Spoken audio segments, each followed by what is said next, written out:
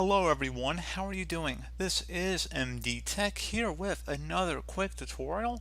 In today's tutorial, I'm going to show you guys how to resolve the printer error code 0x8007007e that your printer has experienced an unexpected configuration problem.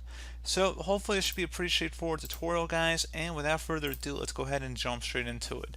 So first thing we're going to do is open up the Start menu, type in File Explorer. Best result should come back with File Explorer, so go ahead and open that up.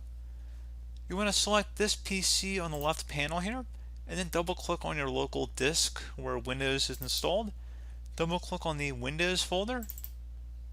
Same thing for System 32.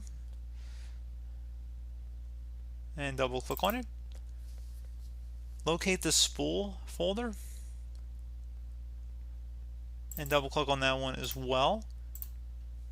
And now you want to locate drivers, double click on it.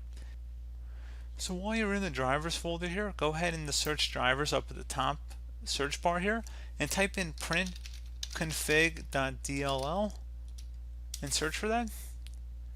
You want to go ahead and right click on this and select copy, and now click the back arrows just to go back to the drivers section, and then you want to double click on the Time64 folder, and then there should be a 3 folder in here. If there is not, just the number 3, just right click, new folder, select yes, type the number 3 numerically, hit enter, select yes, double click on this, and then paste in the driver that we just copied. So continue.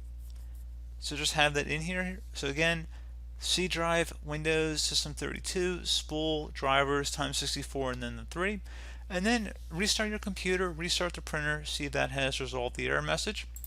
If you're still having a problem, you can attempt to open up the Start menu, type in Windows PowerShell. Go ahead and right click on that and select Run as Administrator. If you receive a user account control prompt, go ahead and select yes. And now go ahead and paste in a command I'm going to have in the description of the video up in the top bar. Just right click on it, select edit, and select paste to paste it in. Give it a moment here. This would work if for some reason that the photo sample is removed, and then we just were reinstalling it. However, it is installed, so that's why it's not working, but it would work if it wasn't on your computer, if that makes sense.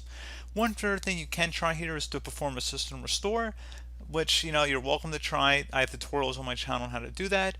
But besides those options, that's pretty much it for this tutorial, guys. Check for Windows updates, and that's about it.